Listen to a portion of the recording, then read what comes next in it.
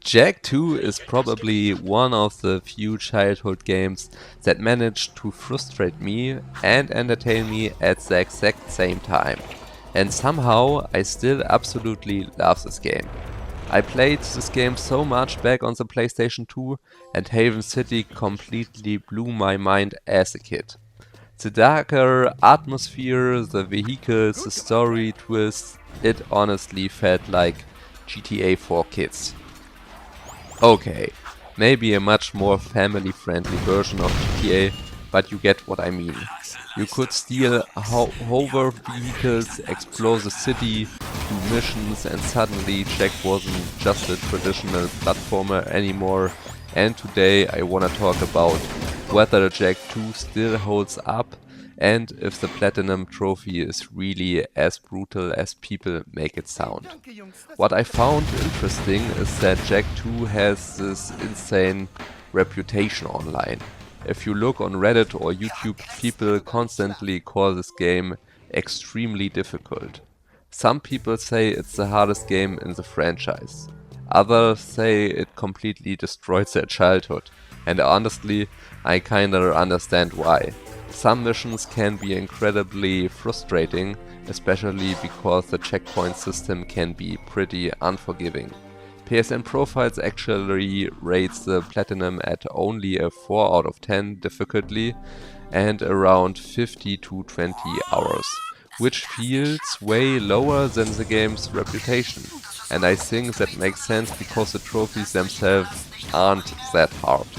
The actual difficulty mostly comes from certain story missions. And one mission that absolutely destroyed me as a kid was the Onin button sequence mission. If you know, you know. Having to press all those buttons perfectly without messing up, that mission stressed me out so much when I was younger. I remember being stuck there forever. Eventually I came back to it, finally beat it, and later finished the game. During this recent Platinum run though, it wasn't nearly as bad because I already knew what was coming. What I still love about Jak II is how risky the developers were. The first Jak and Daxter was a colorful platformer, then Jak II suddenly became darker, edgier, and way more action focused. You got guns, dark Jak powers, and bigger open world. And hover vehicles that you can steal around the city. And as a kid, that felt incredible. The city felt huge, there was always something happening. And even today I still, I think the gameplay holds up surprisingly well. I really like the weapon system too, instead of the echo abilities from the first game being the main focus. Now you had multiple weapons with different ammo types. And the mix between platforming and third-person shooting still feels fun. I also still enjoyed the story a lot. Obviously, since I already played the game before, I knew all the twists. I already knew who betrays who turns out to be important, so this time it wasn't some huge revelation.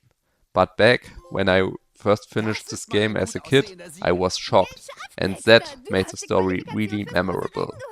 Now, let's talk about the trophies. This is where things get a little controversial. I collected the precursor orbs normally until I reached the trophy for collecting most of them. But for the final trophy that requires all precursor orbs, yeah, I used the debug mode.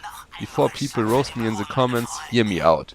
Debug mode is basically a hidden developer cheat menu that can be activated through a button combination.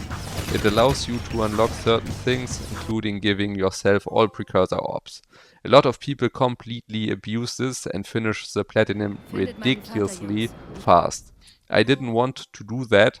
I still played through the entire story normally because I generally wanted to replay the game. My problem was that I realized too late that some collectibles in the Metalhead nest are missable. That meant I would needed another full playthrough just for a few missing orbs, and honestly, I wasn't doing that. So yeah, I used the shortcut. Am I proud of it? Not really. Do I regret it? Also no. Jak II is still such a unique game. It's darker, harder, more ambitious, and it took huge risks compared to the first game. Sure, some missions aged horribly, but I still love this game. It's pure nostalgia for me and one of my favorite franchises ever. Let me know in the comments if you did the Platinum Legend, and if you enjoyed the video, make sure to subscribe. Thanks for watching, and I see you guys in the next video.